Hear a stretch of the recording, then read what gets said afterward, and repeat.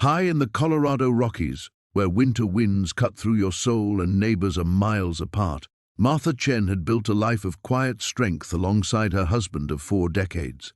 But at 67, watching other marriages crumble around her, a gnawing doubt consumed her thoughts. Would Thomas still love her if she couldn't be the fierce, independent woman he married? So she devised a test. For 3 weeks, Martha pretended a fall had left her partially paralyzed, watching through half-closed eyes as Thomas transformed their mountain cabin into a makeshift hospital. What she discovered in those stolen moments of observation shattered every assumption she'd held about their marriage. The man she thought she knew completely had been harboring a secret so profound, so devastating, that it would either destroy them or reveal the deepest truth about unconditional love.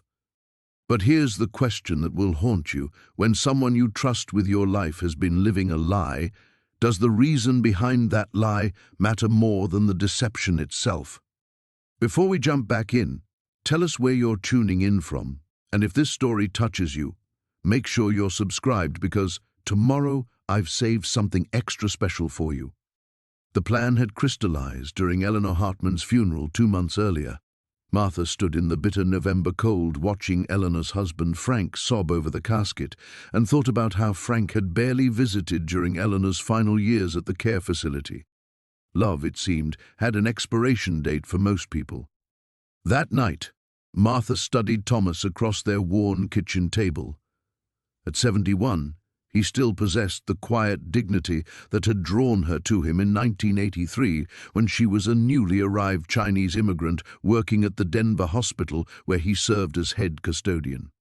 His hands, weathered from decades of mountain living, held his coffee cup with the same gentle precision he'd used to hold their newborn daughter, the daughter they'd lost to pneumonia at 6 months old, cementing their bond through shared grief. "What are you thinking about?" Thomas asked, his deep voice carrying that familiar note of concern that appeared whenever Martha grew too quiet. "Nothing important," she lied, already formulating her deception. The opportunity presented itself 3 weeks later when Thomas left for his monthly supply run to Cascade. Martha had exactly 4 hours to stage her accident. She scattered the firewood she'd been stacking, positioned herself carefully on the cabin floor, and summoned every acting skill she'd never known she possessed. When Thomas found her, supposedly unconscious, his reaction was everything she'd hoped to see: pure panic, desperate love. He cradled her against his chest, whispering frantic endearments in the mixture of English and Spanish that emerged when he was emotional, a quirk she'd always found endearing. "Don't leave me, Martha.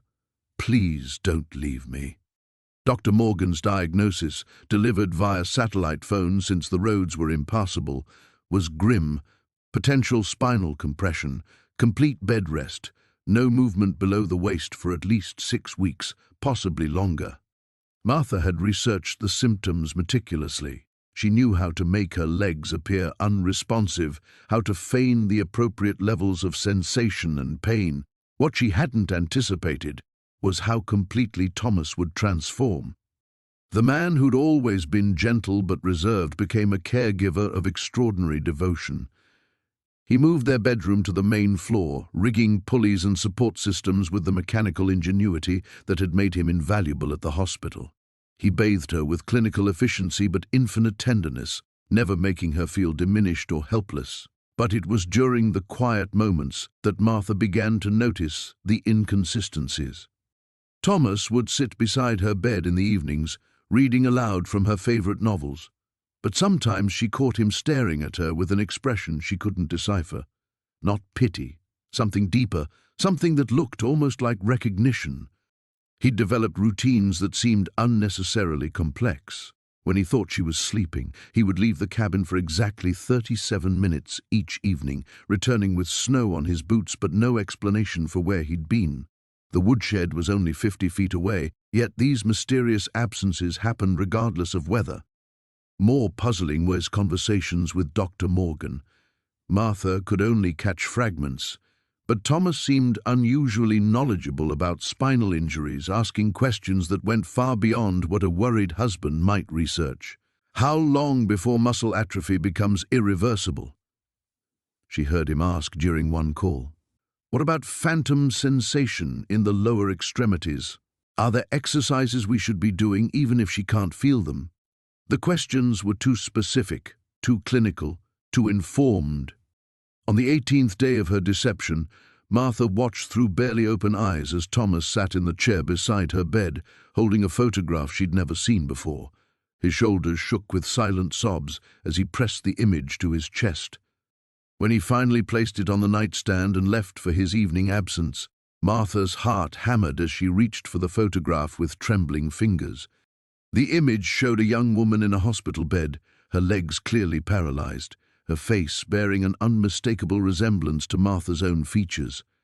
But it wasn't Martha. On the back, in Thomas's careful handwriting, "My beloved Elena, 1979 to 1982. The morning after her fall, Martha lay in bed listening to Richard's footsteps echoing through the house below. Each creak of the floorboards told a story she was learning to read differently now. The hesitation before entering the kitchen, the longer pause by the telephone table, the deliberate heaviness of his tread as he climbed the stairs with her breakfast tray. She had practiced her performance in the bathroom mirror at dawn, perfecting the wince that would accompany any attempt to move her supposedly injured leg.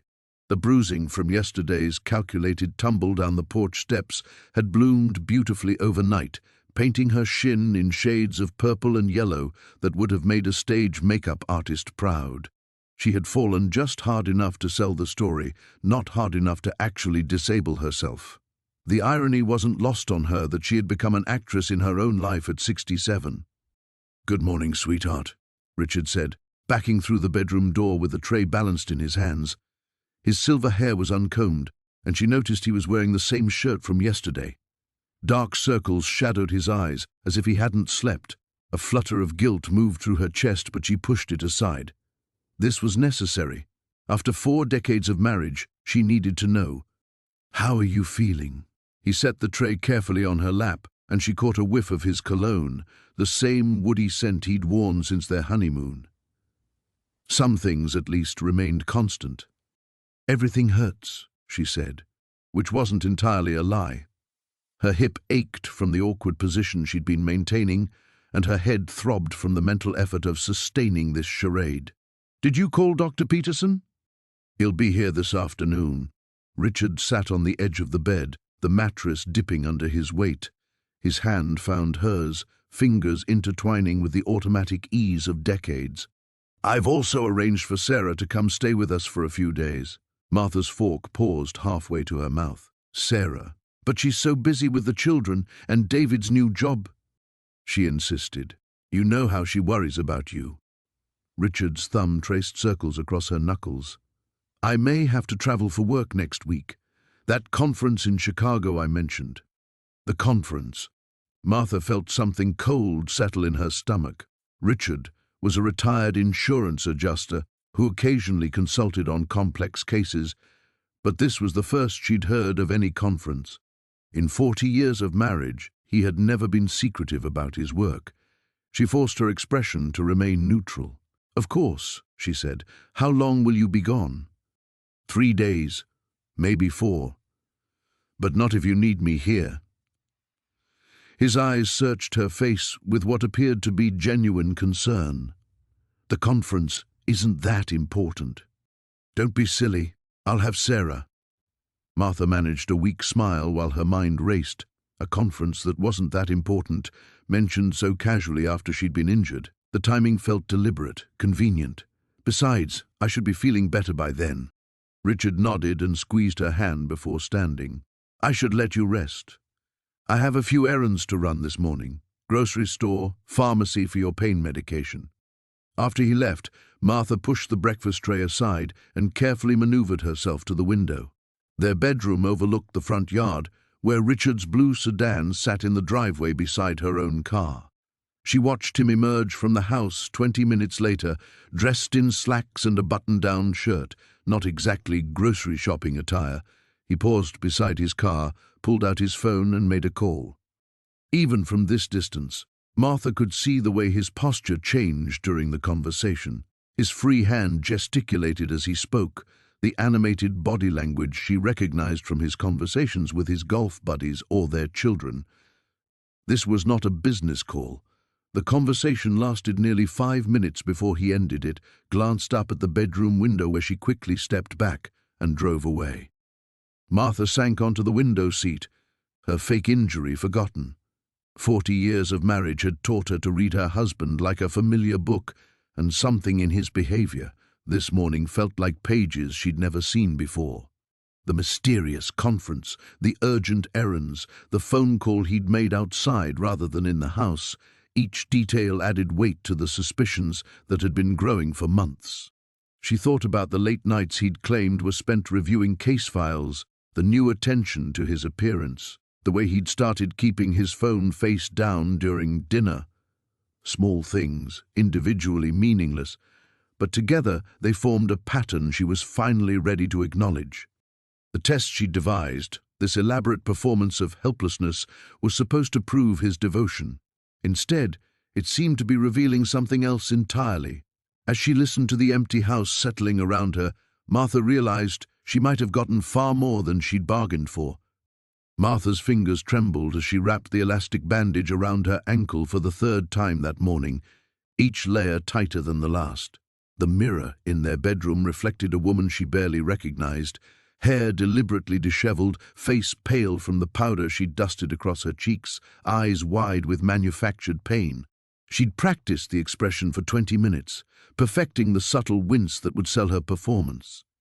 The plan had crystallized during another sleepless night, born from 40 years of accumulated doubts and Harold's increasingly distant behavior.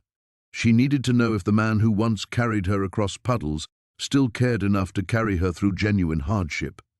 A twisted ankle seemed harmless enough, painful but temporary, requiring attention without permanent consequence. She heard Harold's coffee mug clink against the kitchen counter downstairs, followed by the rustle of newspaper pages. Their morning routine had become a choreographed dance of avoidance, each partner moving through familiar steps without truly seeing the other. Today, she would shatter that rhythm. Martha positioned herself at the top of the stairs, gripping the banister with white knuckles. The hardwood steps stretched below her like a stage awaiting its performer. She drew a deep breath, then released a sharp cry of pain that echoed through their 2-story colonial. Harold! Oh God, Harold, help me! The newspaper rustled to silence. Chair legs scraped against kitchen tile. Then footsteps, quick, urgent, pounding toward the stairs. Martha? What happened? Harold's voice carried a note she hadn't heard in months, genuine concern. She arranged herself carefully on the top step, one hand clutching her bandaged ankle, the other braced against the wall. I fell, she gasped, surprised by how easily the lie rolled off her tongue. Stepped wrong on the landing. I think it's sprained. Harold's face appeared at the bottom of the stairs, and for a moment, Martha saw the young man she'd married, all worried eyes and furrowed brow.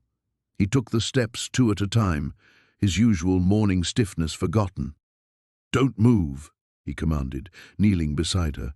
His hands hovered over her ankle, gentle and uncertain. How bad is the pain? Can you wiggle your toes? Martha bit her lip, partly from guilt, partly to maintain her charade. It hurts to move at all. I heard something pop when I stepped down. We need to get you to a doctor. Harold's voice was firm, decisive, the same tone he'd used when their daughter Sarah had fallen from her bicycle at age 7. Can you put any weight on it? I don't think so. Martha allowed tears to gather in her eyes, though she wasn't entirely certain they were fake anymore. The tenderness in Harold's touch, the worry etched across his features. When had she last been the recipient of such focused attention? Without hesitation, Harold slipped one arm beneath her knees, the other around her waist. Hold on to me, he said, lifting her as though she weighed nothing. Martha was struck by the strength still present in his 70-year-old frame, the steady rhythm of his heartbeat against her ear as he carried her down the stairs. He settled her on the living room sofa with infinite care, arranging pillows behind her back and elevating her supposedly injured ankle. Ice, he muttered, already moving toward the kitchen. "And I should call Dr. Morrison's office." "Harold, wait." The urgency in her voice surprised them both. He paused in the doorway, eyebrows raised. "Maybe we should see how it feels first. It might just need rest." Something flickered across his expression, too quick for her to interpret. "Of course. Ice first, then we'll assess." He disappeared into the kitchen, returning moments later with a bag of frozen peas wrapped in a dish towel. As he gently positioned the makeshift ice pack, Martha studied his face. 40 years of marriage had mapped every line and crease, yet suddenly he seemed like a stranger. His movements were too practiced, too sure. His concern felt genuine, but underneath it lay something else, a careful calculation she'd never noticed before. "Better?" he asked, settling into the armchair beside the sofa. "Much." Martha shifted slightly, testing his reaction. Harold's eyes tracked her movement with hawk-like intensity. "You need to be careful, Martha. Injuries at our age." He trailed off, but his meaning hung clear in the air between them. "You're right." She forced a smile. "I suppose I'm not as young as I used to be?" "None of us are." Harold reached for her hand, his thumb stroking across her knuckles. "But we have to take care of each other, don't we? That's what marriage means." His words should have comforted her. Instead, they sent an inexplicable chill down her spine. There was something in his tone, a weight that suggested meanings beyond his simple statement. As if taking care of each other involved secrets she wasn't privy to. Martha squeezed his hand and smiled, all while wondering what exactly she'd set in motion. Martha's performance had grown more elaborate over the past week. She'd perfected the careful shuffle, the wincing when she thought Henry wasn't looking, the way she gripped furniture edges as if her legs might give out at any moment. What started as a simple test had become an intricate dance of deception, and she was discovering she had quite the talent for it. Henry had risen to every challenge. When she claimed the bathroom was too difficult to navigate, he installed grab bars within hours. When she mentioned the stairs felt dangerous, he moved their bedroom to the ground floor guest room without complaint. He brought her meals on a tray, helped her dress, and even gave up his Thursday golf games to stay home with her. Yet something felt wrong, not with her plan. That was working perfectly. The wrongness sat deeper, in the spaces between Henry's careful ministrations. There was an efficiency to his caregiving that troubled her, as if he'd done this before. Too smooth, too practiced, too experienced. She watched him now from her position on the living room sofa, noting how he moved through their house with purpose. He was in the kitchen, preparing her afternoon tea, and she could hear him humming, actually humming, as he worked. When had Henry ever hummed while doing household tasks? In 40 years of marriage, domestic duties had always been accompanied by sighs, muttered complaints, or pointed comments about his day being interrupted. "Here we are, sweetheart," he said, appearing with the tea service arranged on their good china. Another oddity. Henry had never used the good china for anything less than company. "I made those little cucumber sandwiches you like." Martha accepted the delicate cup, studying his face. "You're being very good to me." "Of course I am. You're my wife." But his smile seemed rehearsed, and his eyes didn't quite meet hers.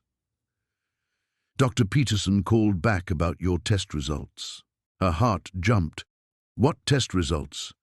"The ones from your examination last week.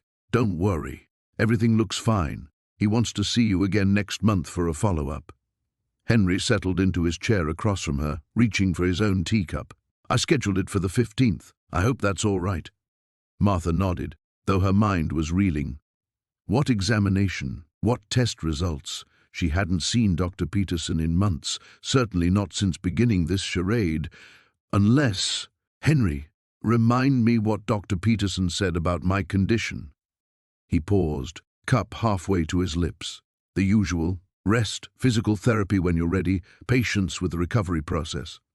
His voice carried that same practice quality she'd been noticing. "These things take time." "Yes, but specifically about my legs." What did he call it again? Another pause, longer this time. "Muscle weakness. Probably temporary, related to the inflammation in your back." She hadn't mentioned her back once during this entire performance. Her supposed injury was meant to be neurological, affecting her balance and coordination. She'd been very specific about that in her complaints. Yet Henry was describing something entirely different, something more consistent with. The realization hit her like cold water. Henry wasn't responding to her fake illness at all. He was caring for her because he believed she was suffering from something real, something he already knew about. But what? And how could he know about a condition she didn't even have? "I'm feeling a bit tired," she said carefully. "I think I'll rest upstairs." "Let me help you." Henry was on his feet immediately, offering his arm. As they made their slow progress toward the stairs, Martha maintaining her performance out of sheer habit now, her mind raced through possibilities, hidden medical files, conversations with doctors she didn't remember having, phone calls made while she was out. But why? What possible reason could Henry have for believing she was ill when she wasn't? They reached their temporary bedroom, and Henry helped her settle on the bed. "I'll be in my study if you need anything, just call out." He kissed her forehead with genuine tenderness, and Martha felt a stab of guilt. Whatever was happening here, Henry's care for her was real, even if his understanding of her condition wasn't. After he left, Martha lay still, listening to his footsteps retreat down the hallway. Then she heard the soft click of his study door closing. In all their years together, Henry had never closed his study door during the day unless he was making private business calls. Moving carefully, old habits from her performance, Martha crept to the hallway. Henry's voice drifted through the door, low and urgent. She pressed her ear to the wood. "Progression is faster than we anticipated," he was saying. "No, she doesn't seem to remember our last conversation. The confusion episodes are getting more frequent." Martha's blood turned to ice. Confusion episodes? Conversation they'd supposedly had?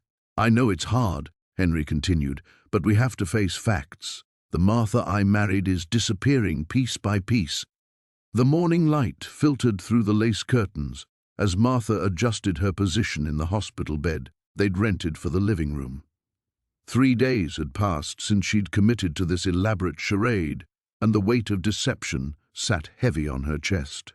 Harold bustled around her like a devoted nurse, fluffing pillows she didn't need and offering water she didn't want. "The physical therapist should be here within the hour," he said, consulting the schedule he'd written in his careful handwriting. "And Dr. Morrison said he'd call to check on your progress." Martha nodded weakly, though guilt gnawed at her. Dr. Morrison was Harold's golf partner, and she'd had to weave an increasingly complex web of lies to maintain her story. The fake medical records Harold believed came from the emergency room were actually documents she'd created during her late-night computer sessions, drawing on her decades as a medical secretary to make them convincing. "You don't have to hover, dear," she said softly. "I know you have things to do." But Harold shook his head, settling into the chair he'd positioned beside her bed. "Nothing more important than this. Than you." The simple declaration should have filled her with warmth, but instead it twisted the knife of her deception deeper. She watched him arrange her medications, real pain pills she'd been saving from her dental work, carefully rationed to maintain the illusion, and wondered if she was witnessing genuine devotion or mere duty. The doorbell rang, and Harold hurried to answer it. Martha heard unfamiliar voices in the hallway, a woman's laugh that seemed oddly intimate. When Harold returned, he was followed by a striking brunette in her 40s carrying a physical therapy bag. "Martha, this is Elena Rodriguez," Harold said. "She comes highly recommended." Elena's smile was professional but warm as she approached the bed. "Mrs. Patterson, I understand you've had quite an ordeal. Harold has told me so much about you." Something in the way Elena said Harold's name made Martha's skin prickle. There was a familiarity there, a casual intimacy that went beyond a recent referral. Martha's journalist instincts, dormant for years but never truly dead, began to stir. "Have you two met before?" Martha asked carefully. Harold's face colored slightly. "Elena works at the rehabilitation center where I've been volunteering. I mentioned her expertise when Dr. Morrison suggested we look into home therapy." Elena busied herself unpacking equipment, But Martha caught the quick glance she exchanged with Harold. It lasted only a second, but in that brief moment, Martha saw something that made her blood run cold. Recognition, affection, secret understanding. Volunteering, Martha repeated. You never mentioned volunteering anywhere. It's nothing major, Harold said quickly. Just helping with their fundraising efforts. You know how these places struggle for funding. But Elena's expression suggested Harold's involvement was far from minimal. As she began explaining the therapy routine, Martha noticed how Elena's eyes kept drifting to Harold, how she seemed to know exactly where he kept the extra towels, how she moved through their living room as if she'd been there before. During the therapy session, Martha endured the manipulation of limbs that weren't truly injured, all while observing the subtle dance between her husband and this woman. Elena was professional, competent, and clearly knowledgeable. She was also clearly comfortable with Harold in a way that suggested their relationship extended far beyond volunteer work and professional consultations. Your range of motion is better than I expected, Elena said, working Martha's supposedly injured leg. Harold was so worried about permanent damage. Was he? Martha kept her voice neutral, but her mind raced. How much had Harold discussed her condition with this woman, and when? After Elena left, promising to return in 2 days, Harold seemed unusually energetic. He hummed while preparing Martha's lunch, his movements light and almost jaunty. The behavior might have seemed like relief over her positive prognosis, but Martha recognized something else entirely. He seemed happy in a way she hadn't seen in years. She seems very competent, Martha ventured as Harold helped her with her soup. Elena? Yes, she's wonderful. Really dedicated to her patients. Harold's praise came easily, too easily. The work she does at the center is remarkable. She's helped so many people regain their independence. Martha nodded and sipped her soup, tasting nothing. The pieces were beginning to form a picture she wasn't sure she wanted to see clearly. Harold's unexplained absences over the past months, his new interest in fitness, the subtle changes in his grooming habits she'd attributed to a midlife awakening of self-care. As Harold settled back into his vigil beside her bed, Martha closed her eyes and pretended to rest, but her mind churned with questions and growing suspicions. She'd begun this charade to test Harold's loyalty, expecting to discover either his fundamental selfishness or his unshakable devotion. Instead, she was uncovering something far more complex and potentially devastating. The irony wasn't lost on her. In faking her own betrayal by her body, she might have stumbled upon Harold's betrayal of their marriage. The morning sun filtered through the gauze curtains as Martha lay still in bed, listening to Harold's footsteps in the kitchen below. 3 weeks had passed since her accident, and the routine had become disturbingly comfortable. He would bring her breakfast on the same floral tray, adjust her pillows with gentle precision, and ask about her pain level with the patience of a saint. But saints, Martha was beginning to realize, could be just as frightening as sinners. She heard his measured steps on the stairs, each one timed with mechanical regularity. When he appeared in the doorway, she noticed something she'd overlooked before, the way his smile seemed practiced, as if he'd rehearsed it in the mirror. How long had she been missing these details? "Good morning, darling," Harold said, setting the tray on her nightstand. "I made your favorite, blueberry pancakes." Martha studied his face as he arranged her breakfast. When had the lines around his eyes deepened? When had his movements become so deliberate, so careful? "You're so good to me, Harold." "Nonsense. You'd do the same for me." He sat on the edge of the bed, his weight creating a familiar depression in the mattress. "How are you feeling today?" "A little better, I think."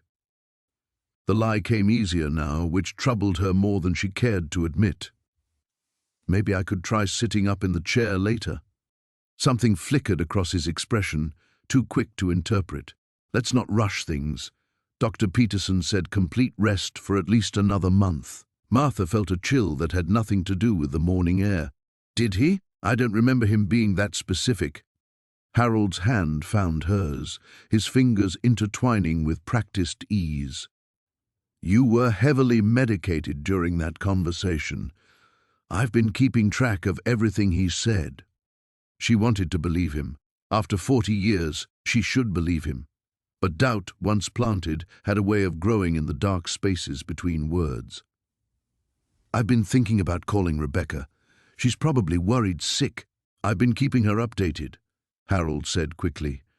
I didn't want to burden you with phone calls while you're recovering. When did you last speak to her?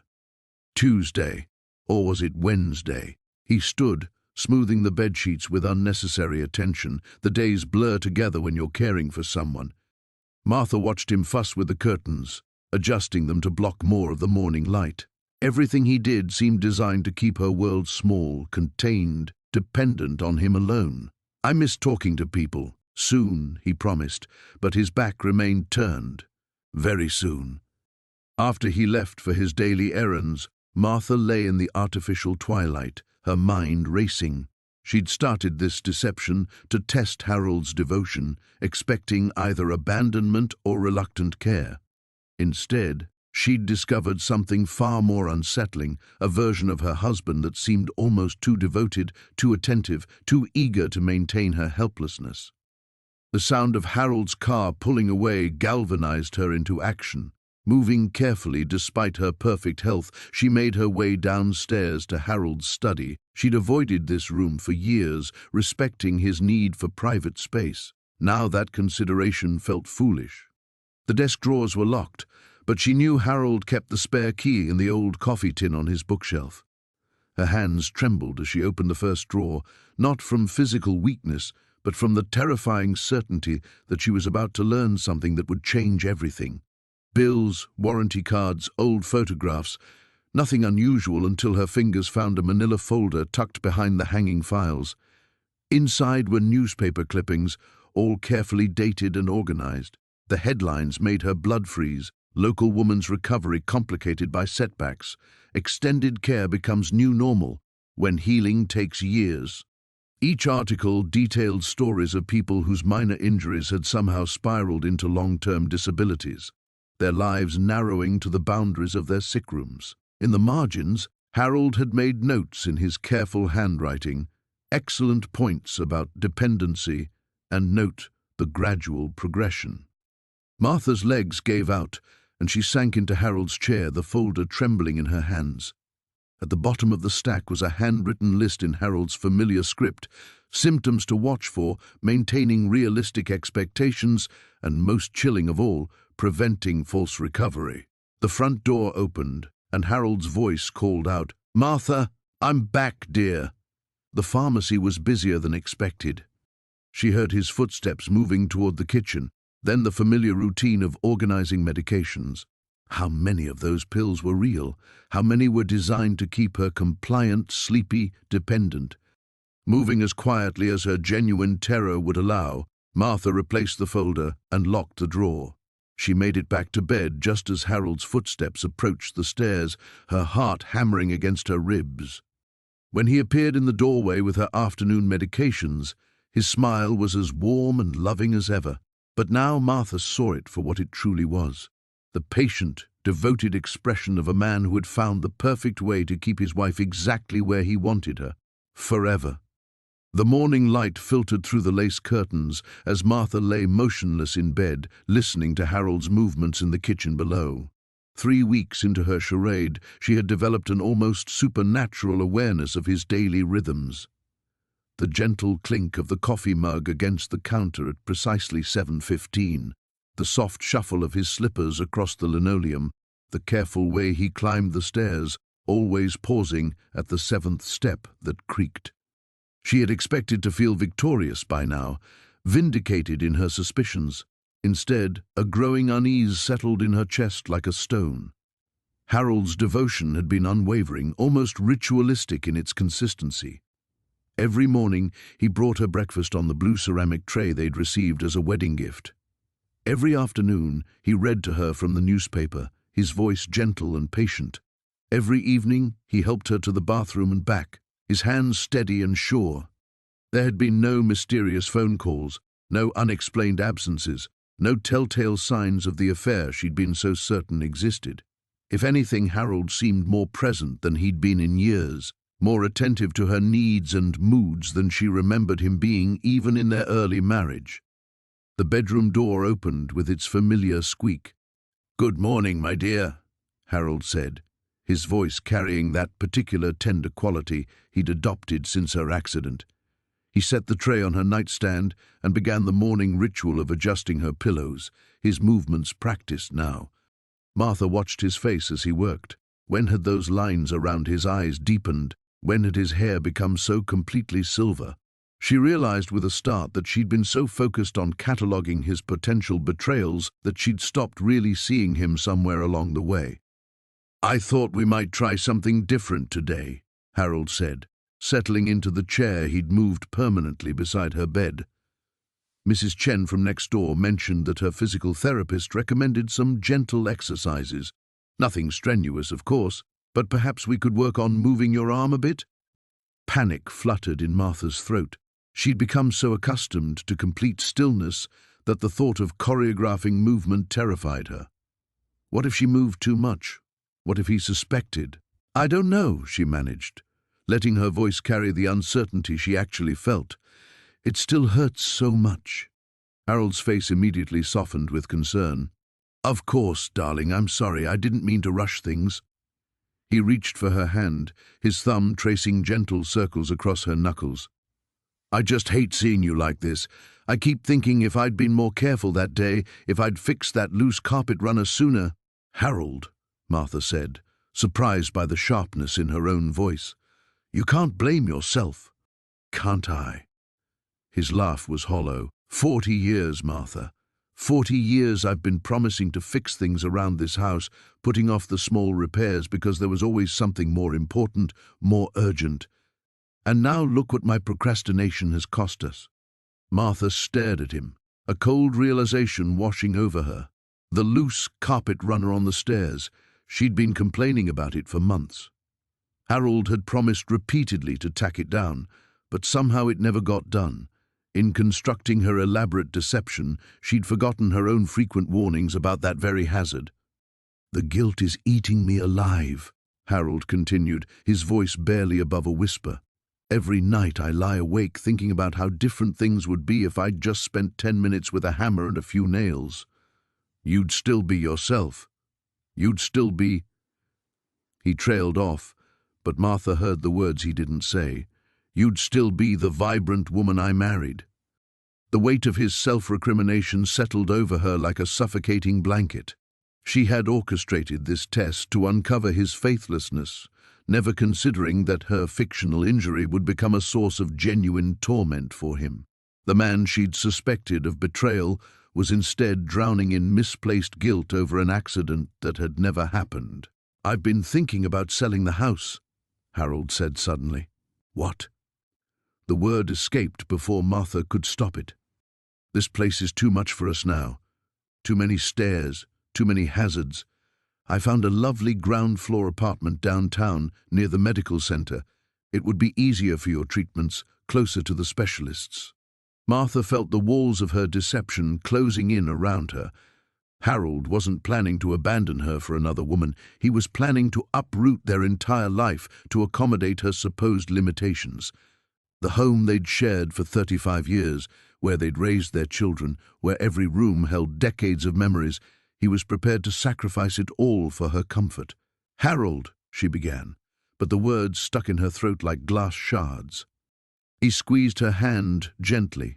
"Don't worry about any of it, my dear. I'll take care of everything. That's what marriage means, isn't it? For better or for worse, in sickness and in health. I meant those words 40 years ago, and I mean them now." Martha's fingers trembled as she held the hospital record, the weight of the revelation pressing against her chest like a stone. The name on the document was unmistakably Harold's, but the medical history detailed within belonged to a stranger, or, rather, to the man she thought she knew but apparently never had. Chronic kidney disease, stage 4. The dates stretched back 18 months, a timeline that coincided perfectly with Harold's increased attentiveness. His sudden interest in cooking healthier meals, his gentle insistence that she take better care of herself. Every tender gesture, every worried glance, every moment she'd dismissed as guilt over some imagined infidelity, all of it suddenly took on a different, devastating meaning. She set the papers aside and stared at her husband, who dozed fitfully in the chair beside her hospital bed. Even in sleep, his face carried the strain she'd been too consumed with her own suspicions to notice. The slight yellowing of his skin that she'd attributed to aging, the way he'd started eating smaller portions while encouraging her to finish her meals, his recent reluctance to take their long walks, it all formed a picture she'd been too blind to see. "Mrs. Pemberton?" The voice belonged to Dr. Martinez, Harold's nephrologist, whose name Martha had found among the papers. "I'm sorry to disturb you, but I was hoping to speak with your husband about his upcoming appointment." Harold stirred at the sound, his eyes opening with the careful alertness of someone accustomed to hiding pain. When he saw Dr. Martinez, something shifted in his expression, a flash of panic quickly suppressed. "Doctor," Harold said, rising slowly from his chair, "perhaps we could discuss this outside." "No." Martha's voice cut through the air with surprising strength. "Don't you dare take one more step toward that door, Harold Pemberton." Both men turned to her, Dr. Martinez looking confused, Harold wearing the expression of a man whose carefully constructed world was crumbling. "I know," Martha said simply. "I know about the kidney disease. I know about the dialysis appointments you've been hiding. I know about all of it." Harold's face went ashen. "Martha, I can explain." 18 months. Her voice was barely above a whisper, but it carried the weight of accumulated grief and guilt. "For 18 months you've been fighting this alone while I've been—" She couldn't finish the sentence, couldn't voice the shameful truth of her manufactured injury and false accusations. Dr. Martinez cleared his throat uncomfortably. "I should leave you both to—" "Stay," Martha commanded. "Please, I need to understand what we're facing." Harold sank back into his chair, suddenly looking every one of his 70 years. "I didn't want you to worry. You've been dealing with so much stress, and I thought if I could just manage it quietly, maybe find a donor match before you ever had to know." "A donor match?" Martha's heart lurched. "How bad is it?" Dr. Martinez glanced between them, professional compassion evident in his eyes. "Your husband's kidney function is severely compromised. Without a transplant or regular dialysis, he has perhaps 6 months." The room seemed to tilt around Martha.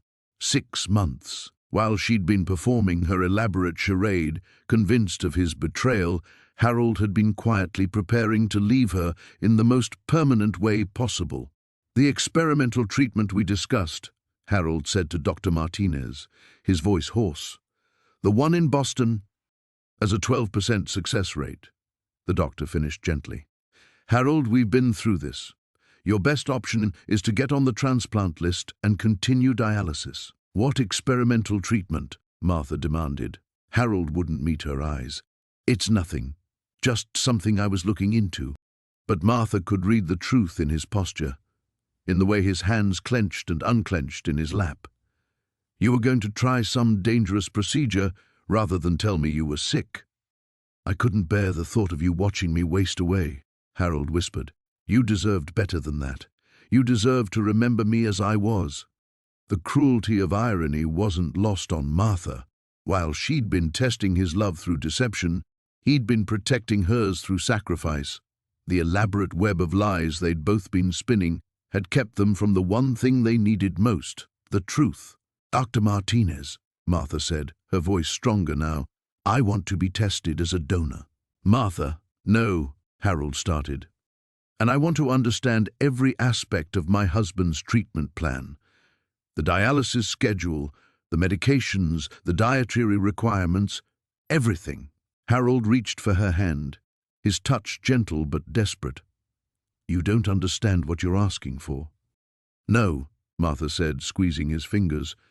"You don't understand. I've wasted 18 months being afraid of losing you to another woman when I should have been fighting to save you from this disease." She turned to Dr. Martinez. "When can we start the testing?" The morning light filtered through the bedroom curtains as Martha lay motionless, listening to Harold's measured breathing beside her. 3 weeks had passed since she'd begun this elaborate charade, and the weight of deception had settled into her bones like arthritis. Every day brought new complications she hadn't anticipated. Harold stirred, and she quickly closed her eyes, forcing her breathing into the shallow pattern she'd perfected. She felt the mattress shift as he turned toward her, his hand hovering near her face without quite touching. "Martha," he whispered, "are you awake, sweetheart?" She remained still, though her heart ached at the tenderness in his voice. When had he started calling her sweetheart again? She couldn't remember the last time before the accident. After Harold left for his morning errands, Martha allowed herself to sit up, her supposedly paralyzed legs tucked beneath her. The irony wasn't lost on her that she was spending more time in bed now than she ever had when actually ill. She reached for the notebook she kept hidden between the mattresses, documenting Harold's behavior, his schedule, any signs of the infidelity she'd been so certain existed. The pages remained frustratingly empty of evidence. Instead, they contained observations that confused her. Harold singing while making breakfast, the way he'd started reading aloud to her each evening, how he'd taken over her garden with surprising skill. Yesterday she'd watched through the window as he carefully tended her prize roses, researching proper care on his phone between plantings. The doorbell interrupted her thoughts. Martha quickly assumed her position and listened as Harold answered. Dr. Reeves's voice carried up the stairs, followed by footsteps. She'd grown to dread these visits, each one requiring her to maintain the performance while medical equipment monitored her responses. "Good morning, Martha," Dr. Reeves said, entering with Harold close behind. "How are we feeling today?" "The same," Martha mumbled, the lie bitter on her tongue. As Dr. Reeves conducted his examination, Martha caught Harold watching from the corner. His face bore an expression she'd never seen before, a mixture of helplessness and fierce protectiveness. When the doctor tested her reflexes, Harold actually flinched, as if feeling each touch himself. "Her vital signs are strong," Dr. Reeves murmured to Harold in the hallway afterward, but Martha could hear every word. "The physical therapy might help, but you need to prepare yourself for the possibility that this could be permanent." "I don't care about that," Harold replied firmly. "I just want her to be comfortable, whatever she needs." Martha squeezed her eyes shut. This wasn't the conversation of a man planning to abandon his wife. After the doctor left, Harold returned with a cup of tea and something else, a small wrapped package. "I found this in that antique shop downtown," he said, settling into the chair he'd moved permanently beside her bed. "I know you probably won't remember, but you admired one like it on our honeymoon."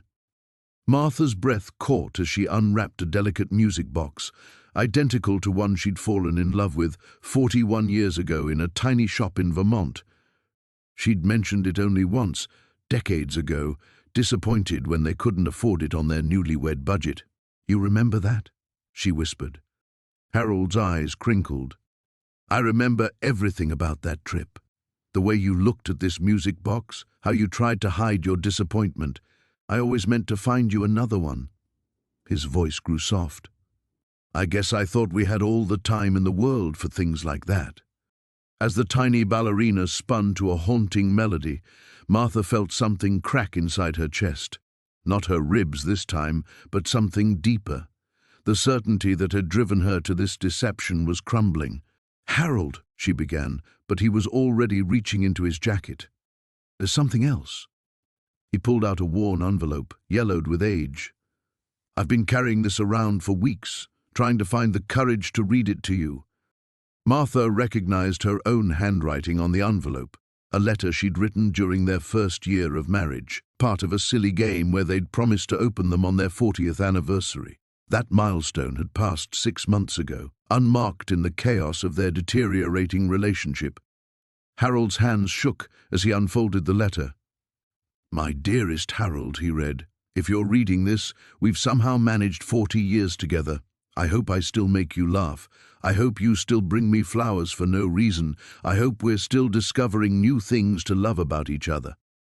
Martha closed her eyes, remembering the young woman who'd written those words, so certain that love would be enough to carry them through anything. Most of all, Harold continued, his voice breaking, I hope that when we're old and grey, we still choose each other every single day. The music box continued its tinkling melody as tears slipped down Martha's cheeks. In that moment, surrounded by evidence of a love she'd convinced herself had died, she realized the most shocking betrayal of all might be her own. Martha's hands trembled as she held the phone, Dr. Peterson's words echoing in her mind like a death knell. The medical records request had seemed so simple, so necessary for her charade. Now, sitting in her car outside the medical building, she felt the weight of 40 years crashing down around her. The envelope beside her contained copies of Harold's recent visits she'd known nothing about.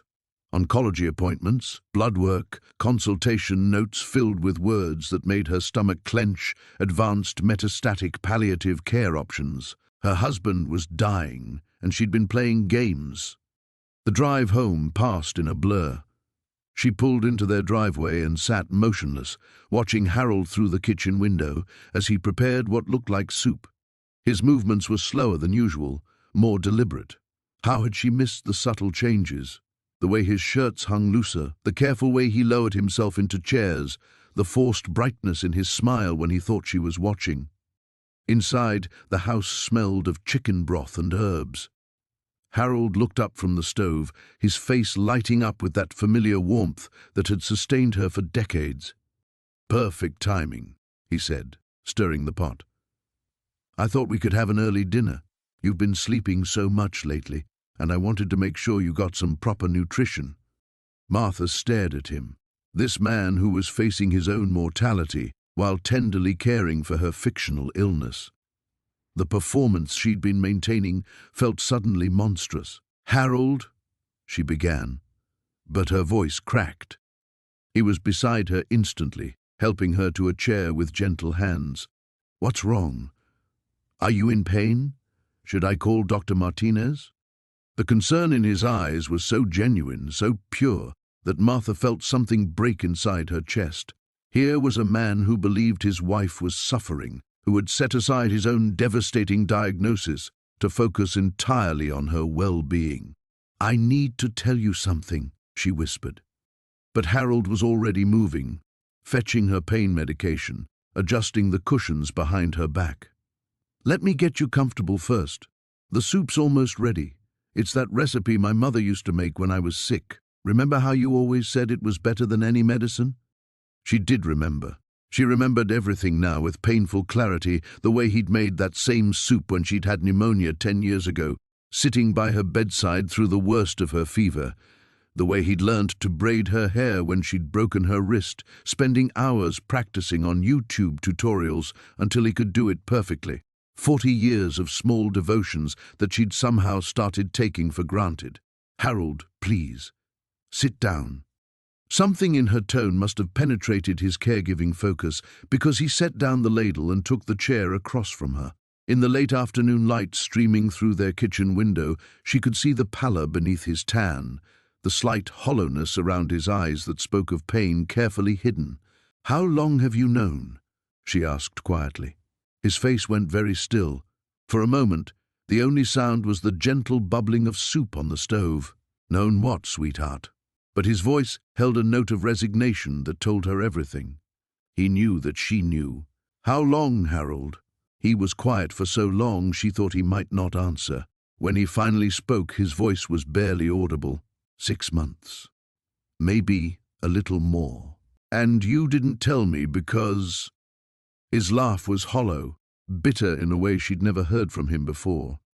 Because you have your own health to worry about. Because I couldn't bear the thought of you suffering through this with me. Because... He stopped, swallowing hard. Because I wanted whatever time we had left to be about love, not about dying. Martha felt tears burning her eyes. The irony was so crushing she could barely breathe. While she'd been manufacturing an illness to test his devotion, he'd been hiding a real one to protect her from pain. The night shifts at the hospital, she said, pieces clicking into place. You weren't working overtime. Chemo, he confirmed. Night sessions, so you wouldn't have to know, so you wouldn't have to watch me get sick. Oh, Harold. The words came out as a sob. He reached across the table and took her hands, his own trembling slightly. I'm sorry. I know I should have told you. But Martha, you're the strongest person I know, and seeing you brought low by your back injury, I couldn't add this burden to what you're already carrying. Looking into his face, this dear, familiar face that had been her anchor for 4 decades, Martha realized she was standing at a crossroads. She could confess her deception now, could tell him about the elaborate lie she'd constructed. But what would that accomplish except to cause him more pain in whatever time they had left? Instead, she squeezed his hands and made a different choice entirely. The manila folder lay open on the kitchen table like an accusation, its contents scattered across the checkered tablecloth Martha had sewn 20 years ago. Bank statements, medical bills, correspondence, all bearing Harold's careful handwriting and signatures she'd never seen before. Her hands trembled as she picked up a letter dated 3 months earlier, addressed to Dr. Rebecca Chen at the county hospital. Thank you for your discretion regarding the payment arrangements, the letter read in Harold's meticulous script. As discussed, Martha must never know about the treatments. I understand the experimental nature of the therapy, but if there's even a chance... The words blurred as tears welled in Martha's eyes. Treatments? What treatments? She set the letter down and reached for a bank statement, her heart hammering against her ribs. Withdrawals. Thousands of dollars in withdrawals over the past 6 months, all coded with cryptic reference numbers. The front door creaked open, and Martha heard Harold's familiar shuffle across the hardwood floor. Panic seized her. She couldn't let him find her like this, surrounded by evidence of her snooping. But her legs, still bound in the unnecessary cast, wouldn't cooperate fast enough. Martha? Harold's voice carried from the hallway, closer than she'd expected. She grabbed desperately at the papers, trying to stuff them back into the folder, but several slipped to the floor. Harold appeared in the doorway just as she lunged forward, nearly toppling from her chair. What are you? He stopped mid-sentence, his face draining of color as he took in the scene. The open folder, the scattered documents. Martha's guilty expression. For a moment, neither of them spoke. The kitchen clock ticked loudly above the sink, marking seconds that felt like hours. You went through my desk, Harold said finally, his voice barely above a whisper. I was looking for the insurance papers, Martha stammered, the lie tasting bitter on her tongue. For my physical therapy appointments. I didn't mean to... But Harold wasn't listening. He moved slowly toward the table, his eyes fixed on the letter she'd been reading. When he reached for it, Martha saw his hands shaking worse than her own. Harold, she said, her voice breaking. What treatments? What is Dr. Chen talking about? He sank into the chair across from her, the letter clutched in his weathered fingers. For the first time since Martha had known him, her husband looked truly old, fragile in a way that had nothing to do with age. I never wanted you to find out like this, he said, not meeting her eyes. Find out what? The question came out sharper than she intended, edged with fear and frustration. Harold was quiet for so long that Martha wondered if he'd heard her. When he finally spoke, his words were so soft she had to lean forward to catch them. The headaches you've been having, the dizzy spells, you thought they were from stress, remember? You mentioned them to Dr. Peterson during your annual checkup. Martha's throat constricted. She'd dismissed those symptoms months ago, attributing them to the usual trials of aging and Harold's increasing frailty. What about them? Peterson was concerned. He ordered some tests while you were there, blood work, imaging. You probably don't even remember you were worried about my blood pressure that day. Harold's voice cracked. He called me directly with the results.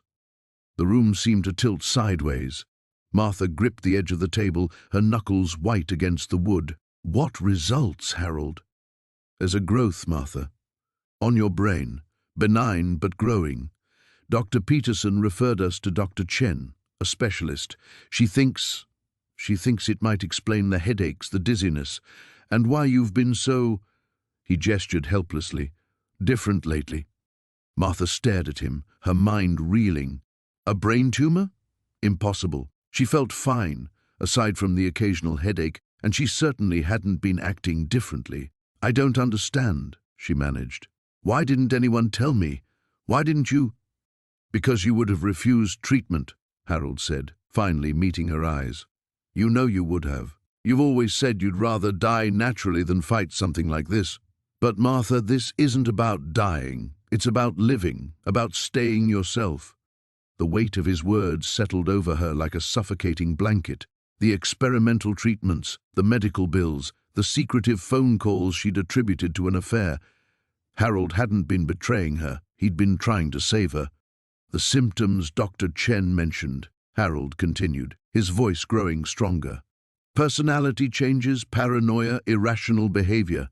You've been testing me, haven't you? This injury, the way you've been watching me, waiting for me to prove I don't love you anymore." Martha's breath caught in her throat.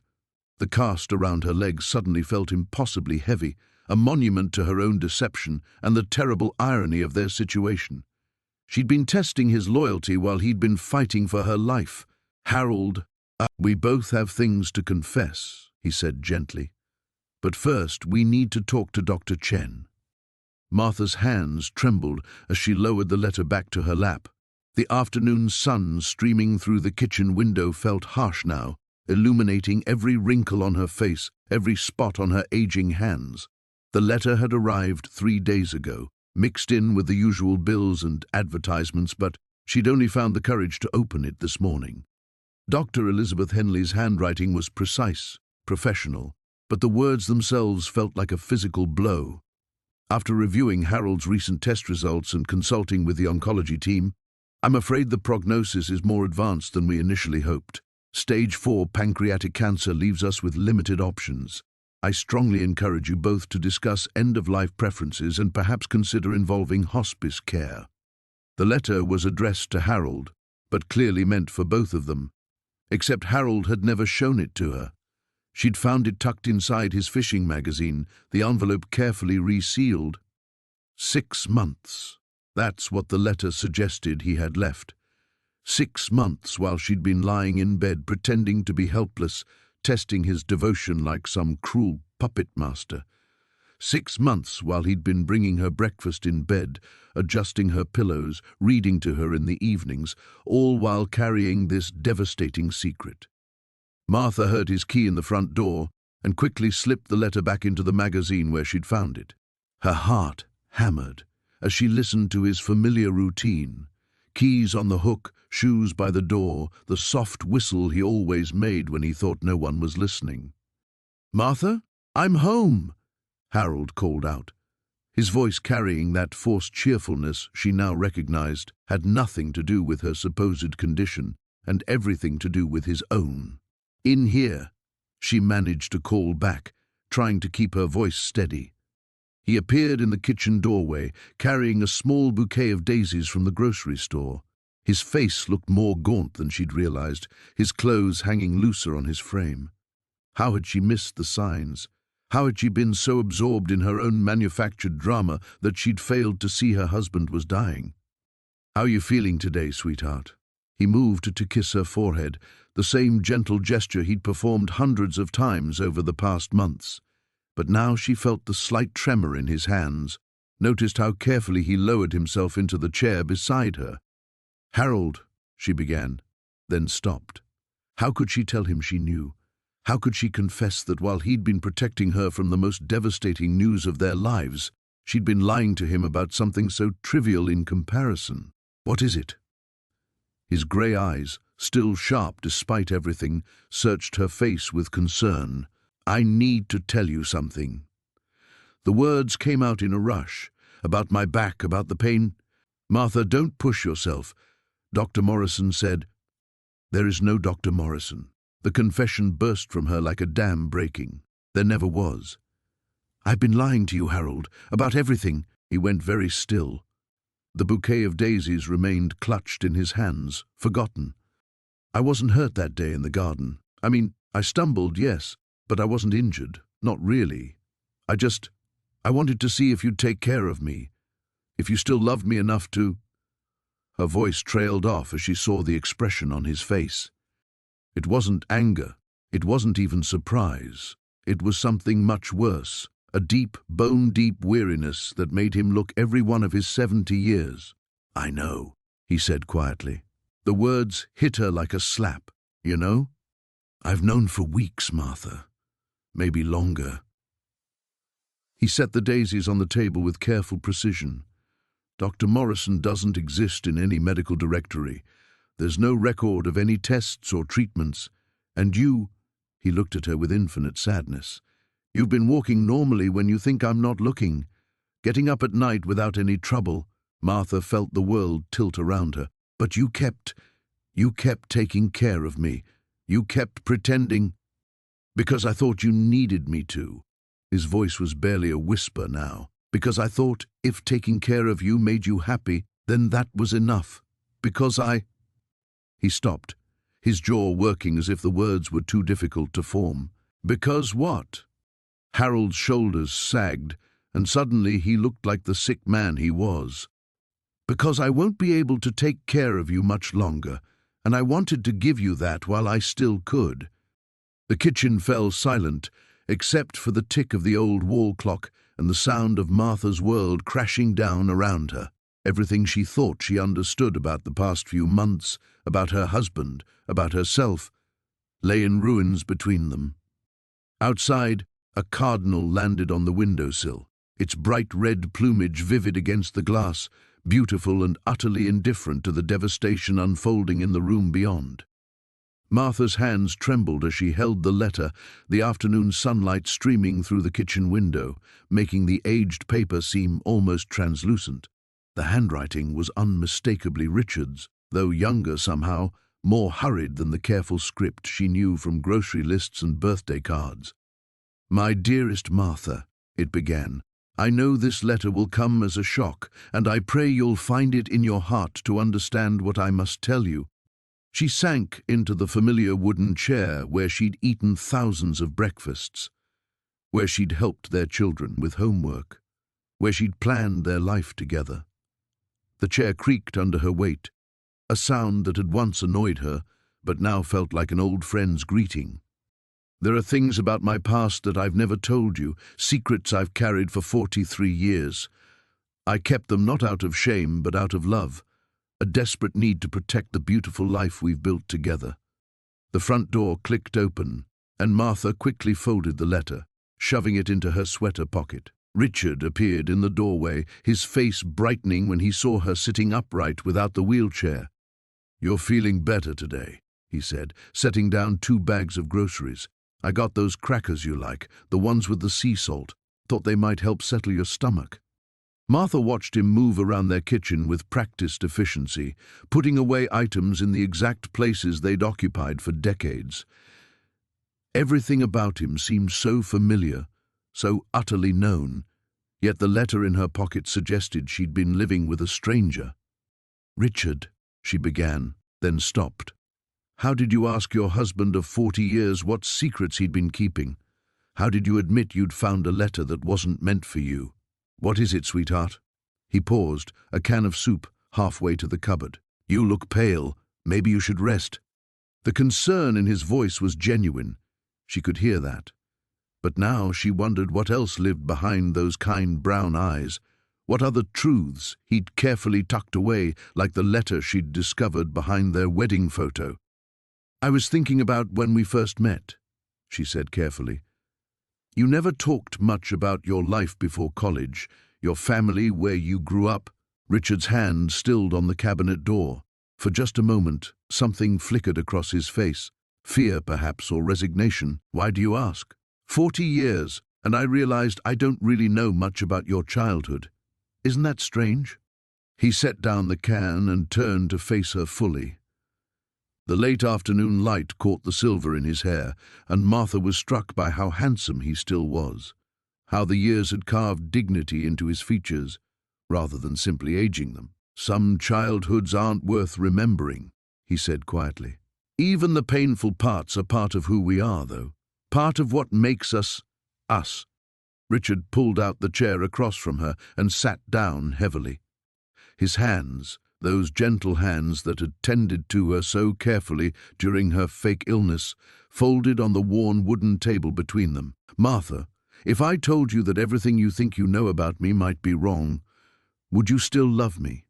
The question hung in the air like smoke from a snuffed candle. Martha felt the letter crinkle slightly as she shifted in her chair, its presence burning against her ribs. What kind of question is that? A necessary one, I'm afraid. He looked out the window at their garden, where the roses he'd planted for their 10th anniversary still bloomed faithfully each spring. "I've been thinking about honesty lately, about the weight of keeping things hidden, even when you think you're protecting someone." Martha's heart began to race. Was he going to tell her about the letter, about whatever secret it contained? She thought about her own deception, the elaborate charade she'd constructed to test his loyalty, and felt suddenly ashamed. "Richard, I need to tell you something too. Let me go first," he said, and there was something final in his voice, like a man preparing to step off a cliff. "Please." She nodded, though her throat felt tight with unspoken confessions. "My name," he began, "my real name, isn't Richard Walsh." The words hit her like cold water. Martha gripped the edge of the table, feeling the solid wood anchor her to reality as everything else seemed to shift beneath her. "It's David Morrison. I changed it legally when I was 23, a year before I met you." "Why?" The word came out as barely a whisper. Richard, David, looked directly at her then, and she saw 40 years of carefully constructed identity cracking like ice in spring. Because Richard Walsh had never killed anyone. The kitchen fell silent, except for the steady tick of the wall clock, marking seconds in a world that had suddenly become completely unfamiliar. Martha sat in the passenger seat, her hands trembling as Richard drove them home from Dr. Henley's office. The revelation that her husband had known about her deception all along hung between them like a dense fog, making every breath feel labored. She stole glances at his profile, searching for signs of the man she thought she'd married 4 decades ago, but finding only shadows and questions. "How long?" she finally whispered, her voice barely audible over the hum of the engine. Richard's knuckles whitened on the steering wheel. "From the beginning. I saw you walking normally when you thought I wasn't looking. Day 3, maybe 4. He paused at a red light, finally meeting her eyes. "You were never very good at lying, Martha. Your left eye twitches when you're being dishonest. It always has." The casual intimacy of that observation felt like a knife twist. He knew her better than she knew herself, yet had orchestrated this elaborate charade. "Then why didn't you say anything?" "Because I needed to understand why you felt you had to test me." His voice carried a weight she'd never heard before. "And because I had my own secrets to protect." Martha's stomach churned. The mysterious phone calls, the late-night trips to the pharmacy, the way he'd seemed almost relieved when she'd announced her supposed injury, it all took on a sinister new meaning. What secrets, Richard? Instead of answering, he turned into their driveway and sat for a moment, engine running. The house they'd called home for 35 years looked different somehow, as if the conversation in Dr. Henley's office had shifted the very foundation beneath them. "Come inside," he said finally. "There's something you need to see."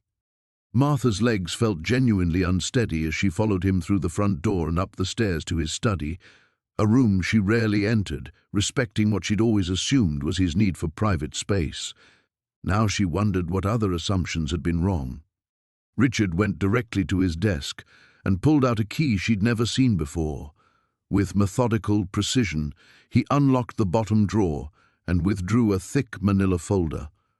Martha watched his movements with growing dread, remembering how smoothly he'd handled her wheelchair, how naturally the caregiving had seemed to come to him. "6 months ago, I went to see Dr. Morrison," Richard began, his back still turned to her. "I'd been having symptoms, memory lapses, confusion, forgetting words I'd known my entire life."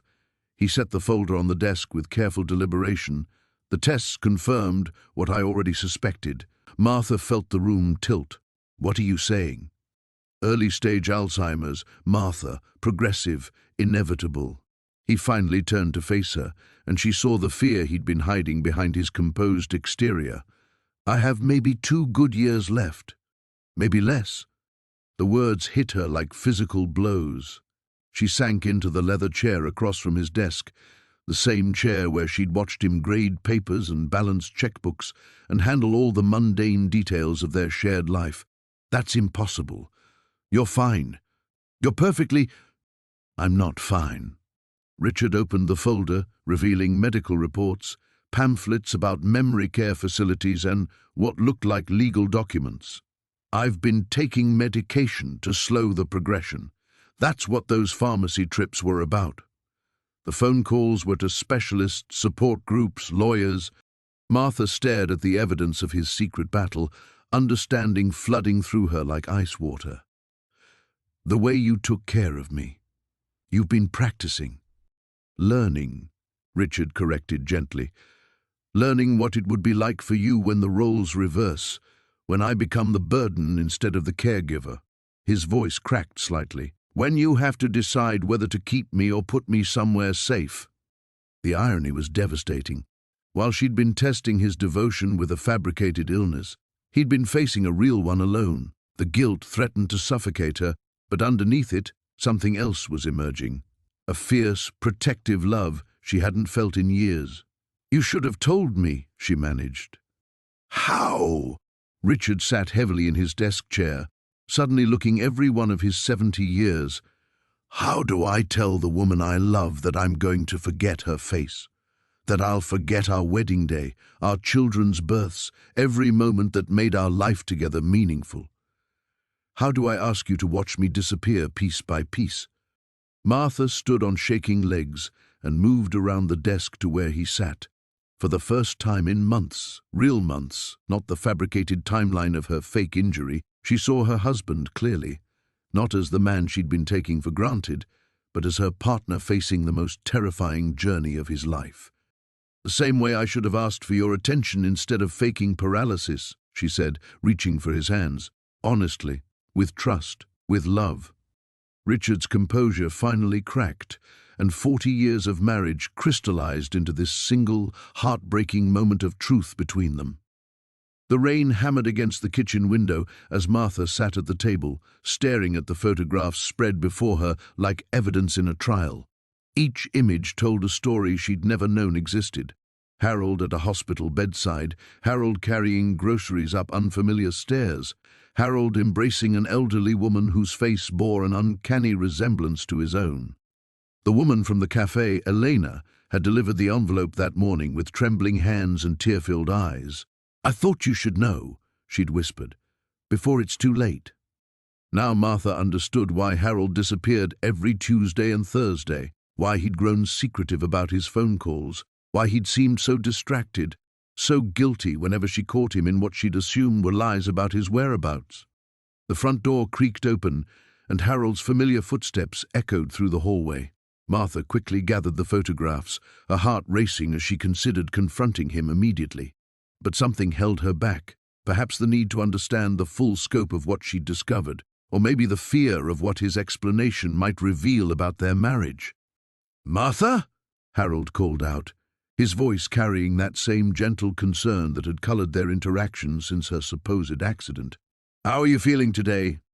She slipped the photos into the kitchen drawer and moved to the living room, settling into her wheelchair with practiced ease. The irony wasn't lost on her. Here she was, continuing her charade while uncovering his genuine deception. Harold appeared in the doorway, raindrops still clinging to his grey hair. His eyes immediately found hers, and she saw something there she'd missed before. Exhaustion, yes, but also a deep, abiding sadness that seemed to have settled into his very bones. "You're soaked," she observed, keeping her voice neutral. "Rough day at the hardware store?" The lie came so easily to him now that Martha almost flinched. Harold nodded, shrugging out of his wet jacket. "Jim had me reorganizing the back storage room. You know how he gets about inventory." Martha studied her husband's face as he spoke, noting the way his eyes shifted slightly to the left, the almost imperceptible tightening around his mouth. How had she never noticed these tells before? or had she simply chosen not to see them? "Harold," she said carefully, "do you remember when we used to talk about having children?" The question seemed to catch him off guard. His hands stilled on his jacket buttons, and for a moment something raw and vulnerable flickered across his features. "Of course I remember," he said quietly. "Why do you ask?" "I was just thinking about the roads not taken, you know? The family we never had." She watched his reaction closely. "Sometimes I wonder if you regret it, if you feel like something's missing from our life." Harold moved to the couch and sat heavily, his shoulders sagging. For a long moment he stared at his hands, and Martha saw him wrestling with something, words he wanted to say, or perhaps secrets he longed to reveal. "Martha," he began, then stopped. He looked up at her, and she saw years of hidden pain in his expression. "Do you ever feel like you're living someone else's life? Like the person you thought you were isn't who you really are at all?" The question hit too close to home, given her own deception, and Martha felt her carefully constructed composure waver. "What do you mean?" "I mean," Harold struggled with the words, "what if you discovered something about yourself, something fundamental, but revealing it would hurt the person you love most in the world?" Martha's pulse quickened. This was it, the moment of truth she'd been both dreading and anticipating. But instead of feeling vindicated, she felt a growing sense of unease, as if she were standing on the edge of a precipice she couldn't see. "I think," she said slowly, "that secrets have a way of hurting people, regardless of our intentions. Sometimes the truth is kinder than the lie, even when it's painful." Harold's eyes met hers, and she saw hope flicker there, followed quickly by fear. "Even if that truth changes everything? Even if it means admitting you've been living a lie for 40 years? The weight of his words settled between them like a physical presence. Martha realized that whatever Harold was hiding, it was far more complex than a simple affair. The photographs in the kitchen drawer suddenly seemed like pieces of a puzzle she'd only begun to understand. "Harold," she said gently, "what are you trying to tell me?" He opened his mouth to speak, then closed it again. The moment stretched between them, fragile and pregnant with possibility. Outside, the rain continued its relentless assault on the windows, and Martha found herself holding her breath, waiting for her husband to either save their marriage or destroy it completely with whatever truth he was struggling to reveal. The morning light filtered through the hospital room's blinds as Martha sat in the uncomfortable visitor's chair, watching Harold's chest rise and fall with mechanical precision. The ventilator's rhythmic whoosh had become a metronome marking time in this sterile purgatory where her husband lay unconscious, his weathered hands resting on white sheets that seemed to drain the color from everything. Dr. Patel had been gentle but direct during yesterday's consultation. The stroke was massive. Even if Harold woke up, the man she'd known for 40 years might be gone forever. Martha stared at his peaceful face, remembering how animated it had been just days ago when he'd been caring for her, or rather caring for the woman he thought was helpless. The irony wasn't lost on her. She had pretended to be broken to test his love, and now he lay truly broken while she was perfectly whole. The weight of that knowledge pressed against her chest like a physical force. "Any change?" Sarah's voice came from behind her, soft and careful. Martha didn't turn around. "No, the same." Her daughter moved to the other side of Harold's bed, her eyes red-rimmed from crying. "I brought you coffee and those awful vending machine sandwiches you've been living on. I'm not hungry. Mom, you have to eat something. Dad would be furious if he knew you weren't taking care of yourself." The words hung in the air between them, heavy with unspoken questions. Sarah had been tiptoeing around the truth since arriving from Portland, but Martha could feel her daughter's confusion radiating like heat. "How do you explain to your child that their father is dying because he collapsed from exhaustion after weeks of caring for your faked disability?" "Dr. Brennan called," Sarah said quietly. "She heard about Dad and wanted to check on you. She was surprised when I told her you were walking around just fine." Martha's fingers tightened on the chair's armrest. Of course Elena would call. The physical therapist had been part of Martha's elaborate deception. unknowingly playing her role in the performance that had consumed their lives. "I suppose you want an explanation." Sarah pulled up another chair, her movements deliberate and controlled. "I want to understand what happened. Dad was taking care of you around the clock for weeks, and now suddenly you're fine? And he's—" She gestured helplessly at the machines surrounding Harold's still form. Martha finally looked at her daughter, seeing Harold's stubborn chin and his gentle eyes reflected in Sarah's face. "I thought he was having an affair." The words came out flat and matter-of-fact, but Sarah's sharp intake of breath revealed their impact. With Mrs. Chen from next door, I saw them together, saw how he looked at her, heard their conversations. 40 years, Sarah, and I thought it was all a lie. So you pretended to be injured. I needed to know if he would choose me. If, when I needed him most, he would stay. Martha's voice cracked. Pathetic, isn't it? A grown woman playing pretend to trap her husband into proving his love. Sarah was quiet for a long moment, processing this revelation. Outside, Martha could hear the hospital's constant symphony of life and death, code announcements, elevator dings, the shuffle of tired feet in corridors that never slept. "But he did stay," Sarah said finally. "He took care of you completely. I've never seen anyone more devoted." Yes, he stayed. He stayed and exhausted himself and worried himself sick, and for what? Because his foolish wife couldn't trust what was right in front of her face. Martha reached out and touched Harold's hand, surprised by how cold it felt. "Mrs. Chen has dementia, Sarah, early stage. Harold wasn't having an affair. He was helping her navigate her diagnosis, being a friend when she was terrified and alone." The machines continued their vigilant monitoring, displaying numbers that meant everything and nothing. Blood pressure, heart rate, oxygen saturation, measurements of a life reduced to data points on screens. "How did you find out?" "Mrs. Chen told me. Yesterday, when she came to visit, she wanted to thank Harold for helping her find the courage to tell her family about her condition. She said he talked about me constantly, worried about my recovery, wondered if he was doing enough to help me heal." Martha's voice dropped to a whisper.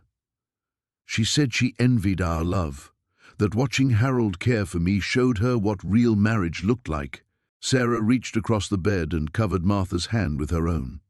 "Dad's going to be okay, Mom. He has to be." But Martha had seen the look in Dr. Patel's eyes, had heard the carefully chosen words that meant everything without saying anything directly. Time was running short, and there were conversations that needed to happen, forgiveness that needed to be sought. The afternoon stretched ahead of them like an endless corridor, filled with the weight of words unspoken and love unexpressed. Martha settled back in her chair, prepared to wait, to hope, and to finally tell Harold the truth about everything. Martha's hands trembled as she held the letter, the paper rustling like autumn leaves in the silence of their bedroom. Harold sat on the edge of the bed, his shoulders curved inward, looking smaller than she'd ever seen him. The afternoon light streaming through the curtains seemed to cast everything in sepia tones, as if they were living inside an old photograph. "Read it," Harold whispered, his voice barely audible. The handwriting was Harold's, but younger somehow, the loops and curves more confident than his current careful script. The date at the top made her breath catch. 41 years ago, just months before their wedding. "My dearest Eleanor, I write this knowing I may never find the courage to send it. Tomorrow I marry Martha, a good woman who deserves better than a man whose heart remains divided. I told myself I could forget you, that duty and companionship would be enough, but standing at this threshold, I find myself drowning in the memory of that summer we shared." Martha's vision blurred. She blinked hard, forcing herself to continue reading about passionate afternoons in hidden meadows, about promises made under starlit skies, about a love that Harold had called the purest thing I've ever known. Each word was a small knife, precise and devastating. Who was she? Martha's voice sounded foreign to her own ears. Harold was quiet for so long she wondered if he'd heard her. When he finally spoke, his words came slowly, as if each one required tremendous effort. "Eleanor Morrison. We met the summer before my senior year at college. She was visiting her aunt in town. What happened to her? She died. The words fell between them like stones. Leukemia, 6 months before our wedding. I never told you because I didn't know how to explain that part of me had died with her. Martha stared at the letter, understanding dawning like a cold sunrise. The appointments, the mysterious errands. You weren't having an affair. Harold's laugh was bitter, broken. I've been visiting her grave every Tuesday for 40 years.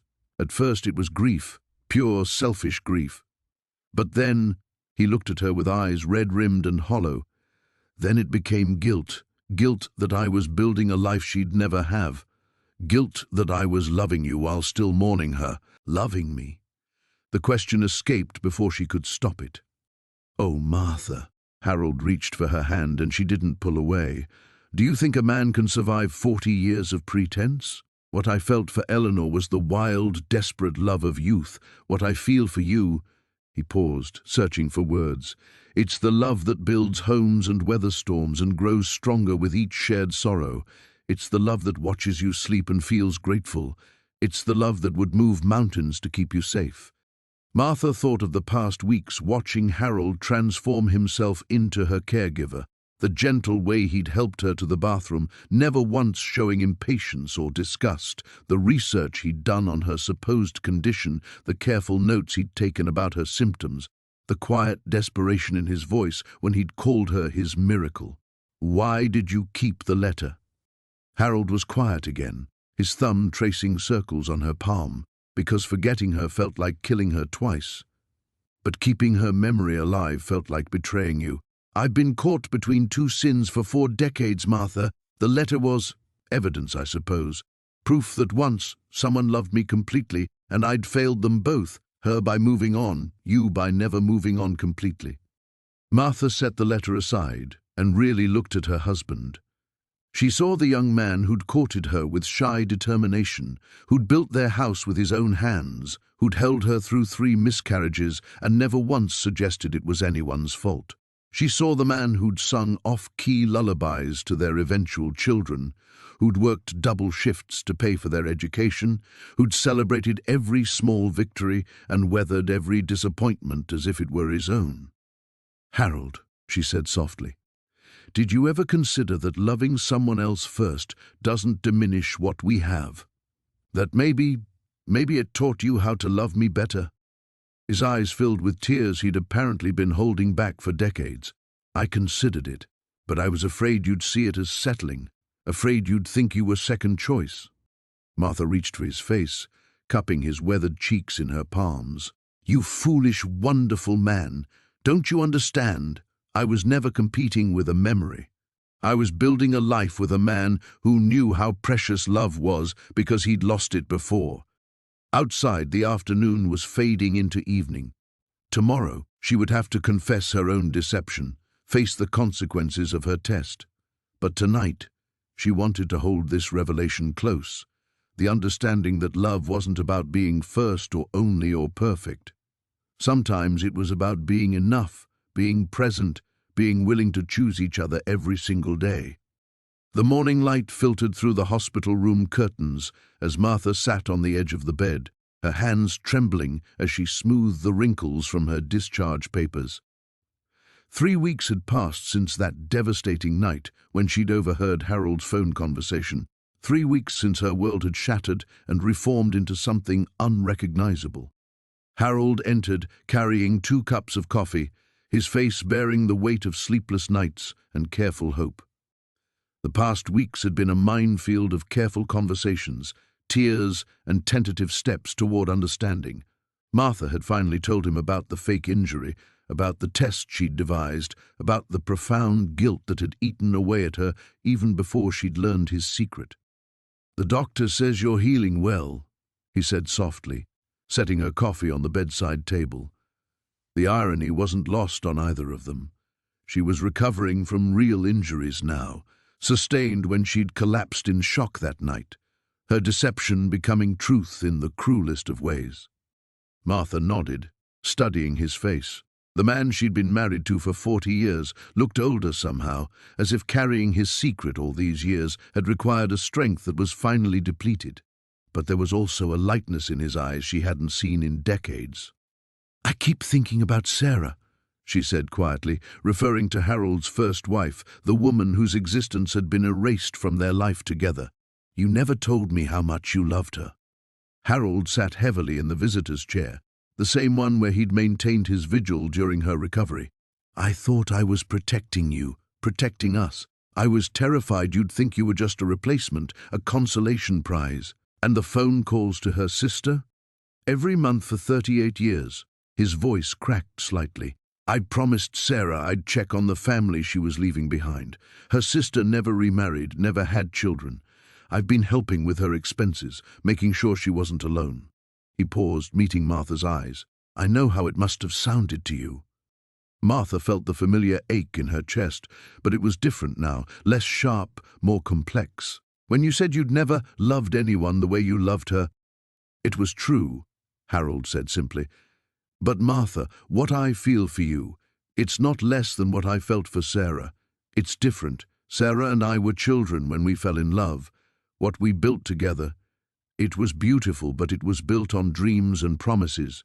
You and I, we built something on reality, on choosing each other every day for 40 years, through disappointments and failures and small victories."